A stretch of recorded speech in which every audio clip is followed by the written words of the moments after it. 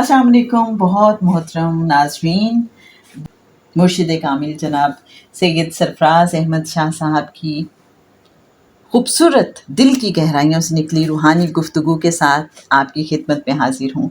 किताब है जहान फ़कीर, आप सब देख सकते हैं। कहे फ़कीर सिलसिले की ये एक बहुत ही खूबसूरत किताब है और आज मेरा दिल चाहा कि इसमें से एक ऐसा सवाल आपके साथ शेयर करूं जिसके जवाब में ऐसी ऐसी रूहानी गुत्थियां सुलझाई गई हैं और ऐसे ऐसे रूहानी निकात बयान किए गए हैं कि जो शायद आपके लिए भी बहुत बड़ी रहनुमाई साबित हों।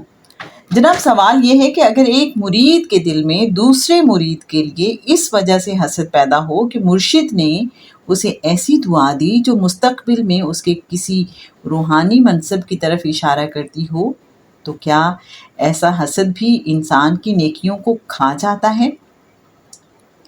जनाब सैयद सरफराज अहमद शाह साहब ने इसका क्या खूबसूरत जवाब दिया है। फरमाते हैं, मुर्शिद और मुरीद का जो ताल्लुक़ है, इस ताल्लुक़ के इखलास के खिलाफ है। ये बात कि कोई शख्स अपने कोलीग से यानी पीर भाई से इस वजह से हसद करे कि मुर्शिद साहब ने उसे ये दिया और मुझे ये नहीं दिया और मुझे ये दिया। हम अपने मुर्शिद से कुछ हासिल ही नहीं कर पाएंगे अगर ये सोचेंगे कि मुर्शिद ने इंसाफ नहीं किया, दूसरे को अच्छी और मुझे बुरी चीज़ दी। इस सोच का मतलब है उस मुरीद के दिल में मुर्शिद के लिए बेतौकीरी का एहसास आ गया है कि मुर्शिद ने जो दूसरे मुरीद को दिया वो मुझे नहीं दिया। शागिर्द के दिल में मुर्शिद के लिए जो इज़्ज़त व तौकीर हो, उसका तकाजा है कि शागिर्द के दिल में ऐसी कोई बात ना आए, और अगर कभी ऐसी बात आ जाए तो शागिर्द फ़ौरन अपना मुहासबा करे कि मेरे दिल में ये ख़याल क्यों पैदा हुआ कि मुर्शिद ने इंसाफ नहीं किया। दूसरी बात यह है कि शागिर्द सोचे कि मुर्शिद साहब की निगाह है जो देखती है कि शागिर्दों में से किसकी रूहानी कैफियत क्या है, मैं किस शागिर्द को किस दर्जे की पढ़ाई दूं कि वो फर्दर तरक्की करे। अगर मुर्शिद ये करने लगे कि किसी अनपढ़ साइज की तरह बिहेव करे जिसे ये नहीं पता कि कौन सा घोड़ा कितना वज़न उठाएगा और कितना वज़न उठाकर कंफर्टेबली दौड़ेगा, जिसे ये नहीं पता कि मुख्तलिफ घोड़ों की स्ट्रेंथ, इंड्योरेंस, कैपेसिटी और कैपेबिलिटी मुख्तलिफ होती है, ऐसा साइज गलत फैसले और जजमेंट की वजह से नुकसान कर बैठेगा। एक अच्छा साइज घोड़े को पहचानता है कि कौन सा घोड़ा कितना वज़न उठाकर आसानी से लंबे फासले तक दौड़ेगा। अगर साइज मेरे जैसा है, जिसे घोड़ों के बारे इल्म ही नहीं है कि घोड़े का कद इंच या फुट या गज में नहीं नापा जाता, बल्कि घोड़े को नापने के पैमाने को हाथ कहते हैं।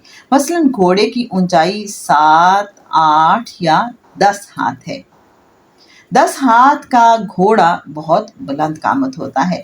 ऐसा घोड़ा 2 सवारों को अपनी पुश्त पर सवार करके एक लंबे फासले तक बहुत आसानी से दौड़ लेगा। कम इल्म साइज हर घोड़े पर 2 सवार बिठा दे तो नतीजा ये होगा कि कोई घोड़ा 1 मील के फासले पर और कोई 5 मील पर जाकर बैठ जाएगा। याद रहे, मुर्शिद अपने शागिर्दों को पहचानता है कि किसकी रूहानी कैफियत क्या है, मैं उसे कैसा इल्म कितनी मिकदार में दूं कि उसकी राह खोटी ना होने पाए। अगर शागिर्द की कैपेसिटी से ज़्यादा इल्म मुर्शिद ने दे दिया तो वो शागिर्द इल्म के ज़ोर के नीचे इस तरह क्रिपल होगा कि चल ही ना पाएगा। इसमें जो बुनियादी नुक्ता है उस पर बहुत तवज्जो की ज़रूरत है। जिस तरह सिखाना एक आर्ट है, उसी तरह किसी से कुछ सीखना भी एक पूरा फ़न है। अपने मुर्शिद साहब से सीखने के लिए बहुत ज़रूरी है कि पहले हम अपनी ज़ात को ट्यून अप कर लें। آپ دیکھیں گے کہ مرشد کا سکھانے کا طور طریقہ دیگر لوگوں سے مختلف ہے۔ اگر بدقسمتی سے انسان ایسے مرشد کے پاس جا کر بیٹھ گیا جو انڈائریکٹلی سکھاتے ہیں، اگر شاگرد سمجھدار نہیں ہے تو وہ اپنی خامیاں بھی بعض اوقات دور نہیں کر پاتا، جبکہ سمجھدار آدمی فوراً انڈائریکٹ میتھڈ بھانپ جائے گا۔ سکھانے کا بہت خوبصورت طریقہ حضرت امام حسن رضی اللہ تعالیٰ عنہ اور حضرت امام حسین رضی اللہ تعالیٰ عنہ نے اختیار کیا تھا۔ مسجد میں جب ایک صاحب کو وضو کرتے دیکھا تو بجائے یہ کہنے کے کہ آپ غلط وضو کر رہے ہیں، فرمایا ہم چھوٹے ہیں، ہو سکتا ہے وضو کرتے ہوئے غلطی کر جائیں، آپ ہمیں دیکھیے کہ کیا ہم وضو ٹھیک کر رہے ہیں۔ وہ صاحب سمجھدار تھے، بھانپ گئے اور جان گئے کہ ان کا اپنا وضو کا طریقہ غلط تھا۔ انہوں نے حسنین کریمین کا شکریہ ادا کیا اور وضو دوبارہ کر لیا۔ اگر ایسے مرشد مل جائیں اور شاگرد مجھ جیسا تھک ہیڈڈ بندہ ہے جس کے قریب سے بھی ذہانت نہیں گزری، اس کی سمجھ میں نہیں آئے گا میرے مرشد میرے ساتھ کیا کر رہے ہیں، یوں وہ الجھتا رہے گا۔ یہ خود میرے ساتھ ہوتا رہا۔ میں جن صاحب کی خدمت میں حاضر ہوتا رہا 2-3 بار جوتے ڈائریکٹ ان سے پڑ گئے، ادروائز وہ انڈائریکٹلی ہی علم سکھاتے رہے، کوئی قصہ سنا دیتے۔ اب یہ میری ذہانت تھی کہ اس قصے سے میں کیا سیکھتا ہوں۔ ایک روز میرے دل میں آیا اس میں اعظم سیکھا جائے۔ اگلے ہی دن مرشد صاحب نے بات سے بات نکالی اور فوراً اس میں اعظم سے کام ہو جاتا ہے، اور فرمایا اس میں اعظم سے کام ہو جاتا ہے، لیکن ولی اللہ کا نام ولایت کی لسٹ سے کٹ جائے گا۔ اب مرشد صاحب نے بتا دیا کہ اسم اعظم سے کیا ہو سکتا ہے، ساتھ ہی انجام بتا کر چوائس مجھ پر چھوڑ دی کہ اسم اعظم استعمال کر کے اپنا دنیاوی کام کرا لو۔ اب چوائس میری اپنی ہے کہ میں نے دنیاوی کام کرانا ہے یا اپنا نام لسٹ میں برقرار رکھنا ہے۔ توقع مرشد صاحب کو یہ تھی کہ میں اس کی وضاحت ان سے نہیں کراؤں گا۔ ہر مرشد کا سکھانے کا اسلوب مختلف ہے۔ اسی طرح آپ کے مرشد اگر مرد کامل ہیں تو علم کی میعاد ڈوز آپ کو دیں گے۔ اگر مرید پوری طرح سے پالش نہیں ہے تو کہتا ہے اسے اتنا زیادہ سکھا دیا اور مجھے ذرا سا بتایا۔ بعض اوقات یہ ہوتا ہے کہ ہم حقیقت سے لا علم ہوتے ہیں۔ ایک صاحب حکیم سعید کے کزن تھے، مجھ سے کہا سنا ہے آپ بہت بڑے فقیر کے پاس جاتے ہیں، مجھے بھی ملوا دیجیے۔ میں انہیں مرشد صاحب کے پاس لے گیا۔ کچھ دن بعد میں نے دیکھا مرشد صاحب ان پر خوب محنت کر رہے ہیں۔ وہ صاحب گھنٹوں ان کے پاس بیٹھے علم کی باتیں کرتے ہیں، جبکہ مجھے اتنی بھی اجازت نہ تھی کہ یہ کہہ سکوں کہ دنیا کی مختصر ترین پڑھائی جو آپ نے دی ہے وہ میں پڑھتا ہوں اور اس کو پڑھنے سے یہ ہوتا ہے۔ ایک روز میرے دل میں آیا مرشد صاحب کے ساتھ میرے 3 رشتے ہیں، ایک تو انہوں نے مجھے بیٹا بنایا ہوا ہے، دوسرا اپنی جیب عطا فرمائی ہے اور تیسرا خلافت عطا فرمائی ہے۔ مجھے تو اتنی اجازت نہیں کہ کہہ دوں میں نماز پڑھ کر آیا ہوں۔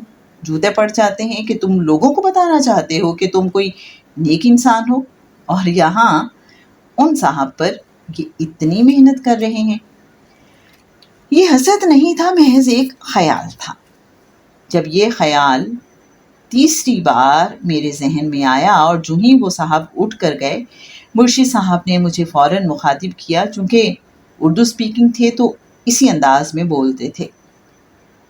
میاں بات سنو، میں فقیر ہوں، میرے پاس جو آدمی جس نیت سے آتا ہے اسے وہی دیا جاتا ہے۔ تمہاری شکل مجھے بہت پہلے دکھا دی گئی تھی کہ تمہارا حصہ میرے پاس ہے، یہ اور بات کہ تم نے آنے میں بہت دیر کر دی۔ جس دن تم آئے تھے جتنا تمہارا حصہ تھا پہلے دن ہی میں نے تمہیں دے دیا تھا۔ اب یہ تمہاری محنت ہے کہ اس پر کتنی محنت کر کے کہاں تک چلے جاتے ہو۔ یہ صاحب آئے تھے تو ان کے دل میں یہ تھا کہ مجھ سے کوئی ایسی بات سیکھ لیں کہ لوگوں کے سوالوں کے جواب درست دے دیں اور اس سے پیسے کما لیں۔ یہ دنیاوی غرض سے آئے تھے، میں انہیں ستاروں کا علم دے رہا تھا تو تمہیں جو علم دیا ہے وہ یہ ہے کہ تم صرف نگاہ اوپر اٹھاؤ تو بتا دو گے کہ کون سا ستارہ کہاں پر ہے۔ مرشد صاحب کی بات سن کر میں دل میں بہت شرمندہ ہوا کہ میری کم علمی کا یہ عالم ہے کہ یہ نہ پہچان سکا کسی کو کیا اور کیوں کر دیا گیا ہے۔ اصل میں یہ مرشد کی نگاہ ہے جو مرید کی نیت کو دیکھتی ہے۔ اگر مرشد سے کچھ لینا ہے تو اپنی نیت کو سنوارنا ہوگا اور اپنے آپ کو بھی۔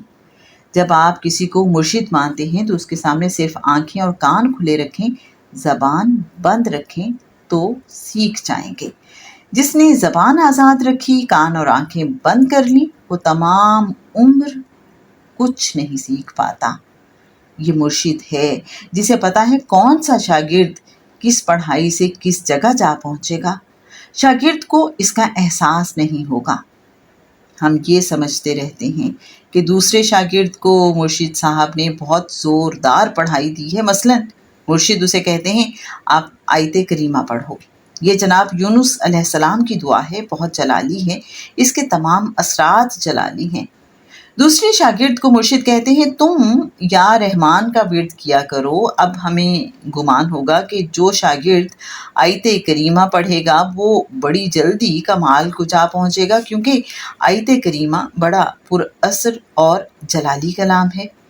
اب یہ تو مرشد کو پتہ ہے کہ اس شاگرد کے ذہن کے کسی چھپے کونے میں ایک بات پڑی ہے کہ میں بڑا آدمی ہوں، وہ اس چیز کو اس سے نکالنا چاہتے ہیں اور اسے کہتے ہیں تم آیت کریمہ کا ورد کرو۔ جب وہ شخص آیت کریمہ کا ورد کرتا ہے تو اسے احساس ہوتا ہے میں تکبر میں مبتلا ہوں جس کا مجھے احساس نہیں تھا۔ پڑھائی کے بعد پتہ چلا ہے کہ میں اپنے آپ کو غیر محسوس اور لاشعوری طور پر دوسروں سے بڑا اور سپیریئر سمجھ رہا ہوں۔ یوں مرشد نے آیت کریمہ کا ورد شاگرد کو دے کر اسے تکبر سے نکال لیا، جبکہ یا رحمان پڑھنے والے کے دل میں رب تعالیٰ کی جلالت اور محبت پیدا ہوتی ہے۔ صبح کے وقت الرحمن پڑھیے، اس سے رب تعالیٰ کی مدد، رحمت اور رحم کا سایہ انسان پر قائم رہتا ہے۔ رات کے وقت یا رحمان پڑھیے، اس سے رب تعالیٰ کی محبت دل میں پیدا ہوتی ہے۔ اب دیکھیے مرشد صاحب نے ایک مرید کو آیت کریمہ کی پڑھائی دے کر اسے تکبر سے نکالا ہے اور یا رحمان پڑھنے والے کے دل میں رب تعالیٰ کی محبت پیدا ہو گئی۔ اب یہ بتائیے کہ آیت کریمہ پڑھنے والا منزل کو پہنچا یا پھر یا رحمان پڑھنے والا منزل کو پہنچا؟ اس لیے یہ مرشد کی ثواب دید پر چھوڑ دینا چاہیے کہ وہ کیا پڑھائی دیتے ہیں۔ کچھ لوگ ساری زندگی اس تانگ میں گزار دیتے ہیں کہ مجھے کشف کب حاصل ہوگا، میری ملاقات فلاں بزرگ سے کب ہوگی۔ ایسے شخص کو نہ کشف ہوتا ہے، نہ کبھی اس کی ملاقات ان بزرگ سے ہوتی ہے۔ جبکہ جو شخص صحیح راستے پر ہوتا ہے، جو ہی اس کے دل میں ایسا خیال آیا اس نے فوراً لا حول ولا قوت الا باللہ پڑھا کہ یہ کیسا میرے دل میں شیطان نے خیال ڈال دیا، میں تو اپنے رب کو پکار رہا ہوں، مجھے اس سے کیا غرض کہ مجھے کشف شخصی یا کشف القبور حاصل ہو، مجھے کشف سے کیا لینا دینا، میں تو بس اپنے رب کو پکارتا رہوں۔ اگر میں روز کسی مزار پر جاؤں اور لوگوں کے علم میں یہ بات آ جائے تو اگر میرے مرشد نے مجھے صحیح علم سکھایا ہے تو میں وہاں یہ سوچ کر جانا چھوڑ دوں گا کہ یہ عمل دکھاوے میں آ گیا ہے۔ میں کسی مزار پر روز جاتا ہوں، صاحب مزار سے ملاقات ہوئی نہیں ہوئی میری بلا سے، مجھے اسے کیا لینا دینا، میں تو وہاں محبت کی وجہ سے جاتا ہوں۔